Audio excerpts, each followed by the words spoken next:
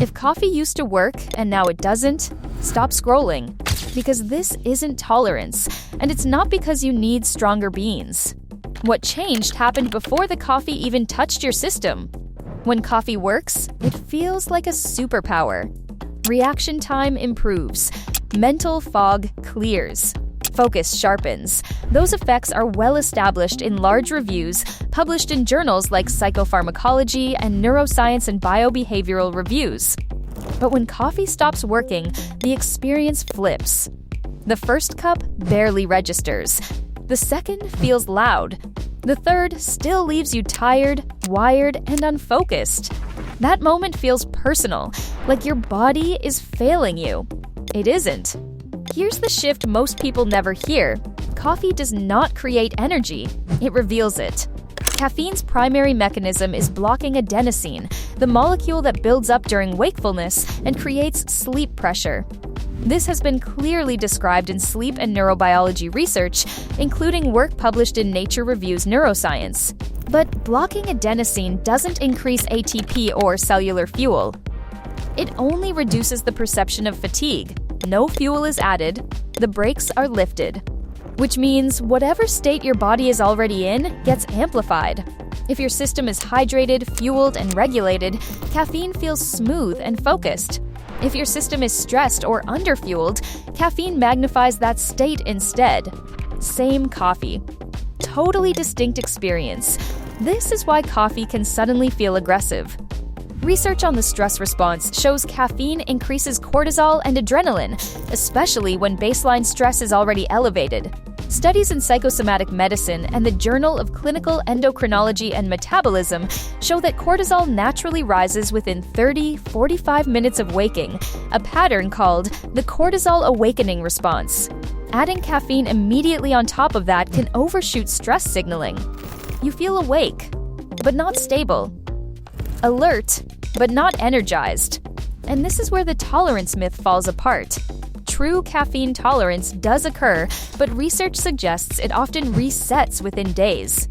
What most people experience instead is chronic nervous system load. Stress physiology research, including studies in endocrine reviews, shows that prolonged cortisol elevation reduces responsiveness to stimulants. Not because caffeine stopped working, but because the system is already running hot. Timing matters more than dose. Overnight, your body loses fluid through respiration and perspiration. Even mild dehydration has been shown to impair attention and increase perceived fatigue, findings repeatedly published in journals like the British Journal of Nutrition. When caffeine is consumed before hydration or food, studies show it can exaggerate stress responses and worsen later energy crashes. That creates the loop. Tired coffee stress hormones rise, glucose burns, faster energy drops, more coffee. Blood sugar research, including work in the American Journal of Clinical Nutrition, consistently links unstable glucose to fatigue, irritability, and the classic afternoon crash. Coffee didn't fail you. It did exactly what physiology predicts. Here is the fix, and it's smaller than you think: support before stimulation. Caffeine works best as an enhancer, not a replacement for fuel. Water first. Even one glass has been shown to improve cognitive performance and reduce fatigue. Then a small amount of food, not a heavy meal, just enough to stabilize blood glucose. Research consistently shows that stable blood sugar improves focus and reduces the jittery effects of stimulants. Then, caffeine behaves differently. It lasts longer, feels calmer, crashes less, often at the same dose. This doesn't mean quitting coffee. It means giving coffee context. Most people don't need less caffeine. They need better timing. That's also why coffee feels unpredictable.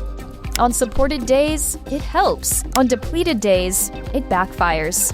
The coffee didn't change. Your internal environment did. Once you understand that, the frustration disappears. You stop blaming yourself, you stop chasing stimulation, and energy starts working with you instead of against you.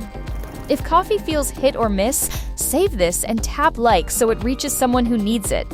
Share it with your coffee on coffee friend who is always on cup 3.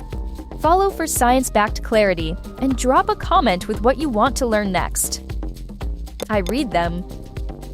Next up, why the afternoon crash happens even when mornings feel fine, and how to fix it without giving up caffeine.